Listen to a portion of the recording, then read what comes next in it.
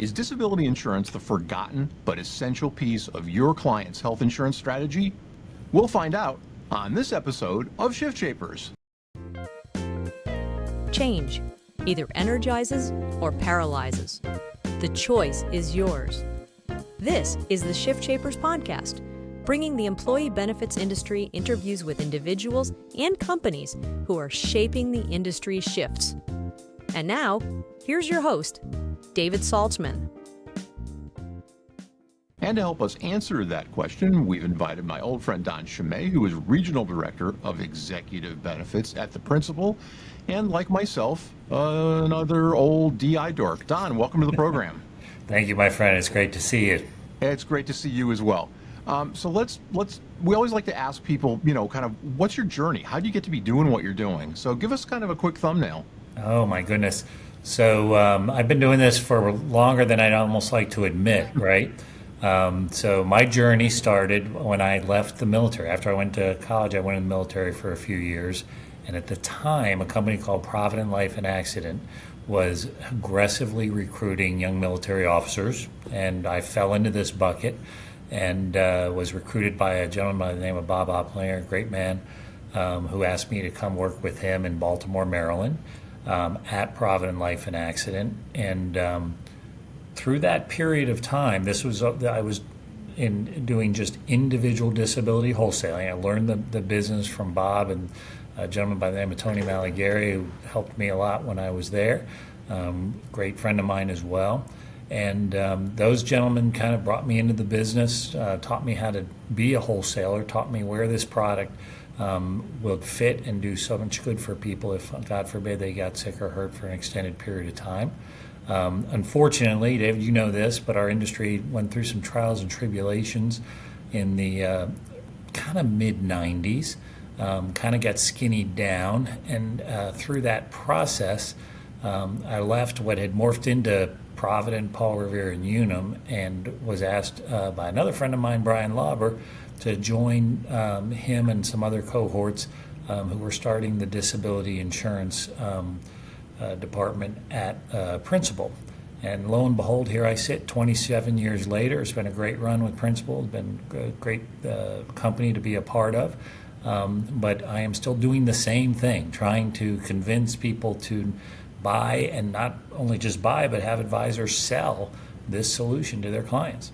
Yeah, and it's funny because for a while, years ago, probably before most of our listeners will remember, it was a staple in the kind of risk strategy that you undertook for a client. It was an essential part of it. And, I'll ask you to quote some stats in a minute, but I mean, if anything, the need is probably greater today than it's been before. We have people making more money than ever before and spending more money than ever before, and saving less than ever before. So let's talk a little bit about what the likelihood of becoming disabled is, because I don't think it's something everybody realizes. Yeah, depending a little bit on what stat you kind of get, but if you took a 20-year-old and watched them from the time they're 20 to the time their entire work career, about a third of those individuals will become disabled before they're 65 years old, right? And again, depending a little bit on what you see, the average length claim from the carriers will tell you that anywhere from about 3 to 3.5 years, that when somebody's disabled for more than 90 days, that's what's considered a long-term disability. They'll be out for 3 to 3.5 years. And as you said, when you think about those statistics, right? Gosh, my goodness, if somebody's out for 3.5 years, what resources do they have to fall back on? What do we, most of us don't have 3.5 years worth of income saved, nor can we, cobble together resources outside of our savings to do anything. So it's an important benefit that needs to be talked about as any part of any sort of foundational financial planning that we're doing for folks. Well, and it's kind of like the good news, bad news, except there's only one answer. And it's, the things that used to kill us aren't killing us. We're able to survive more, but it does make a significant difference in your ability to earn an income. It does. I have a friend of mine, Kevin Quinn, who I worked with for many, many years at Paul Revere and at when I was at Paul Revere and at Principal. Kevin started his career paying claims at Paul Revere, and he used to tell a story, when I would watch him with advisors all the time, that I thought was very powerful. By sitting at that desk and paying claims, he said it didn't matter what the disability was caused by, it didn't matter how long it was, but what, these folks said the same thing to me over and over again. The first thing they said was, boy, I'm really glad that my advisor made me buy this coverage, right? So to your point about bringing it up, it's an important thing that really was for many, many years a staple. Maybe we've gotten a little bit away from that.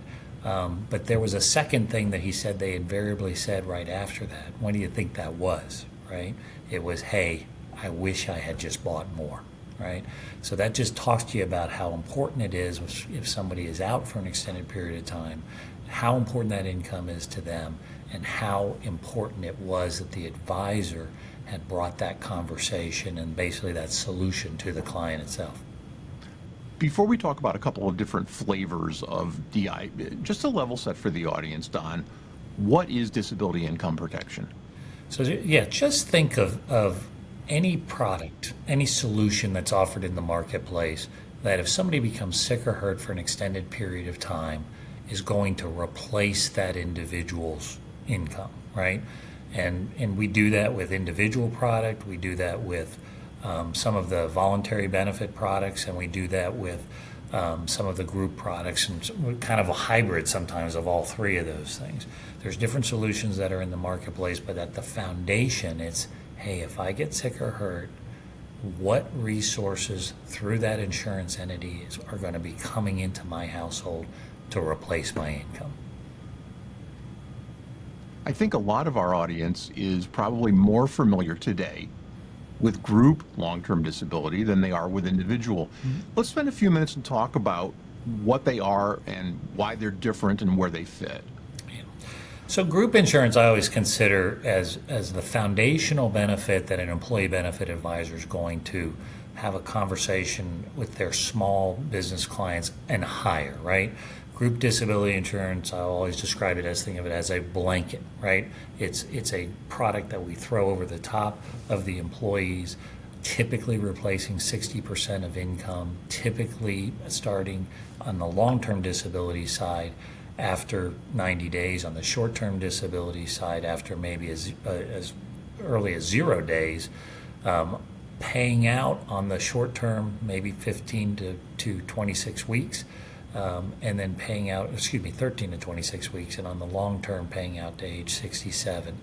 Those products have great benefit, I think, in a couple of ways for a business client, right? They are almost invariably guaranteed issue, huge benefit, and they're really not that expensive. Most group disability insurance hovers between 0.2% of covered earnings or somebody's earnings. We're going to replace that 60%. So if it's maybe a heavy blue collar, maybe 1%, right, David?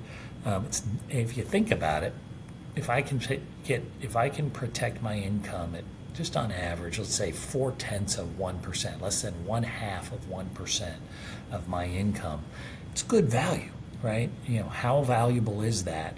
And I can at least usually replace about 60% of that. Group disability, generally starting probably at about 5 lives. Some carriers actually go down to 2 lives at the business setting. But that's kind of the starting point. And obviously, larger than that goes up as into the larger companies, as large as you can imagine. The individual product is just what it sounds like. It's the individual disability insurance sold to that one individual person, to really at least in theory done as an individual financial planning solution, right? We're talking to those individuals and we're saying, look, you might have something at work, but we want to, if you don't, you need this, right? But if you even do, we may want to analyze how that group disability benefit is covering what income it's going to cover. We'll talk a little bit more about this. But then that individual is just bought typically by the individual. The marketplace has grown to where we're doing a lot of that individual at the business setting, but functionally that's the difference. One is put in as a blanket, right, for the entire population. The other is put in on an individual basis, customized more to that individual solution. And now, a word from our sponsor. You're not just an advisor, you're a game changer. Forget cookie cutter off-the-shelf solutions. That's yesterday's news. It's 2025, and it's all about delivering bold, custom-crafted plans that truly make a difference. At the core is a razor-sharp self-insured framework, but the real magic? That's in the high-impact point solutions you strategically layer in to slash costs and supercharge member outcomes. But let's be real, that's where the headaches start. Hours wasted sifting through endless options, wrestling with integration issues, and fighting data sharing roadblocks. It's a time suck, and it's holding you back. Not anymore. Meet Benepower, the AI-powered game changer that builds killer plans in minutes, not hours. Benepower doesn't just curate the best point solutions, it makes them work together seamlessly, streamlining communication and driving collaboration like never before. With Benepower, you're armed with an end-to-end AI-enabled solution that makes you unstoppable. Spend less time piecing together a patchwork plan and more time selling. Your clients get unmatched ROI, and you become the go-to advisor that everyone's talking about. Want to take your game to the next level? Visit benepower.ai or schedule a demo at info@benepower.com. Find your power with Benepower. And now, back to our conversation. Now, there are a few things that advisors need to know about how those two things coordinate, aren't there? It depends on what stats you read, but only about 30% of businesses under 100 lives have long-term disability benefits in place. Actually, I think if you were to kind of parse that stat a little bit, it's really under 10 or 15 lives that you're probably really going to see that's the stat you hear a little bit in the marketplace. So when you run into a situation as an advisor when you're talking to an individual business owner, let's say, or just an individual you're doing financial planning for, and they say to you, hey, they think they have group disability insurance at work, we then want to know what that is, and what really the key is, what is it covering? We do a lot of work enhancing in-force group disability plans with individual coverage. David, I would bet 90% of the time when I look at a census from a group employee benefit provider, that income on there is only the salary for the individual. It's very rarely do I have any of the incentive comp, which so many people now get, right? You may have bonus income. You may, if you're a business owner, you may have K1 distributions as the owner of the business. You may have other benefits such as 401k matches. They may even do some perks, so that you get, maybe a country club membership or a health club membership covered. Those are all, in a sense, forms of income. Group is typically not covering all of that variable income. The individual can pick up and incorporate that as well. By the way, group can cover most of that, can't cover the perks, so to speak, and the 401k match, which individual can't really either, but that's just value of working somewhere. But we can certainly cover it by a group, but the key is understanding whether or not the group plan is in fact covering that benefit. There's another piece to that as well, and that is, at what point do you buy which coverage? Does one offset for the other? In our vernacular, we have what's called an issue and participation table. So think about that the insurance carriers typically don't want to insure much more than about 80% of a client's take-home pay. Okay, so when we say they offset, what we will do as an individual carrier is, if we have group insurance in force, we'll take into consideration how much is there, right? What is the maximum monthly benefit of that group insurance, and what percentage of income is covered, and what type of income is covered. And then we will stack that individual coverage on top of that group to get that client from perhaps, as if only the base salary is covered there, they may only have 30 or 40% of a client's income covered by the group. We'll bring in the additional 50 percent-ish or so with individual coverage. But the two, when you say the two, do they offset? There's the issue and participation limit that we're talking about. There is also a situation where if you happen to have bought individual coverage before you had any group disability coverage, and then you layer in group disability coverage later on, maybe you join a company that now has group, you've owned this individual coverage personally, typically that group does not offset. Typically it won't. There are some carriers that do. There are some provisions within the group plan that says we won't insure more than 100% replacement of your income, because they want there to be some incentive for the client to come back to work, right? We don't want to have an overinsurance issue. Somebody goes on claim, they have they have more than 100% of their income replaced, and then consequently we have the person really doesn't have an incentive to come back to work, and then the insurance claim situation that we had been predicting is not what we're predicting. We did a little bit of that back in the 90s, right? We got a little bit of an overinsurance problem, and that caused some issues back then. That's a bit of an understatement, but yes, I think both of those points are absolutely correct. It crashed and burned us a little bit. Yeah, just a wee bit. If I'm an insurance advisor, however, and I'm going into a virgin group, and they have a bunch of highly compensated executives, would it make sense to talk to the highly compensated folks first about individual coverage and then drop the group coverage into the plan?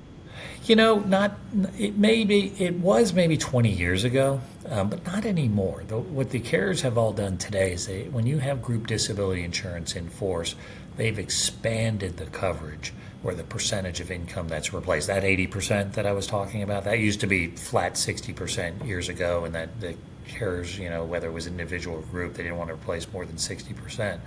Today, because they've expanded those, it makes a lot of sense to talk about them both at the same time. I think there's a good reason to at least get the group disability in there first. It's like I mentioned earlier, it's a foundational benefit. It's not that expensive. It's a guaranteed issue. Let's make sure that we've got that benefit in place. And then, when you talk about the executive staff, I typically will tell advisors that there's typically about 5 to 10% of the typical employee population where that group disability insurance just can't reach up and cover all their income, right? So then we are naturally going to talk about some enhancements with individual products where the combination of the two gets those folks back to about 80% of that take-home pay that I mentioned earlier.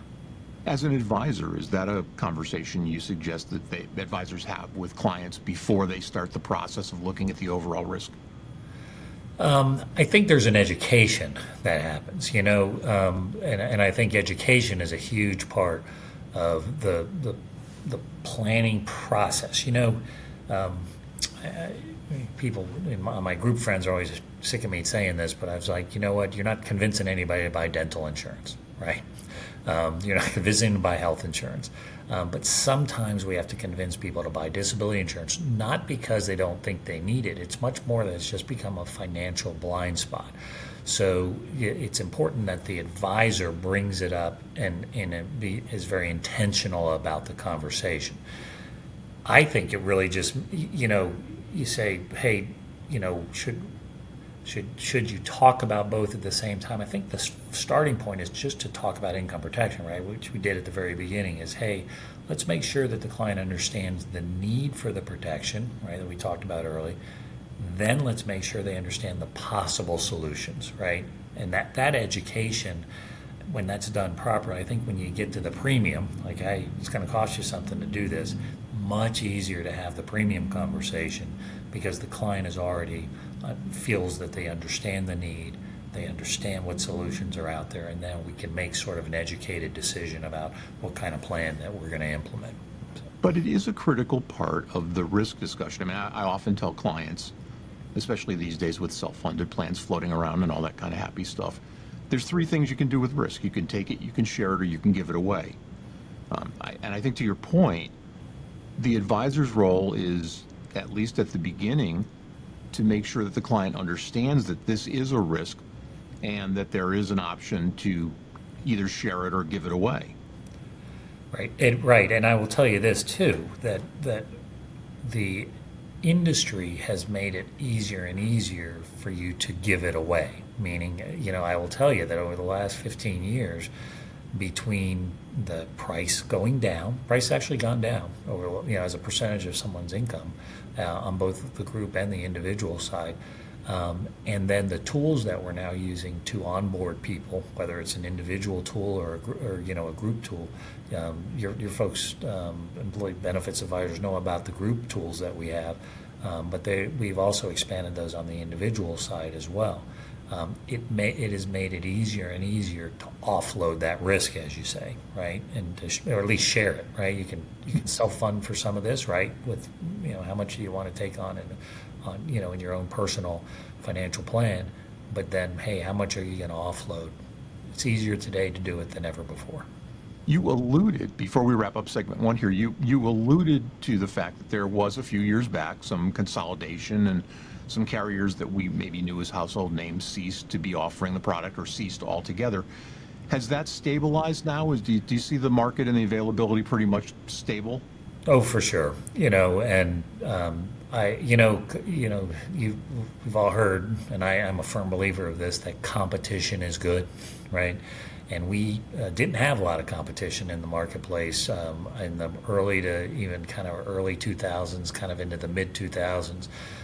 But we've had carriers come and enter more aggressively into the marketplace on the individual side in the last 10 years. That has helped tremendously, right? The more choice people have and the more competition there is in a marketplace, to your point, the more things stabilize and even get better. And that's what I was alluding to even more, is that competition has helped the industry get better, get cleaner, get a little bit sharper, if you want to think of it that way.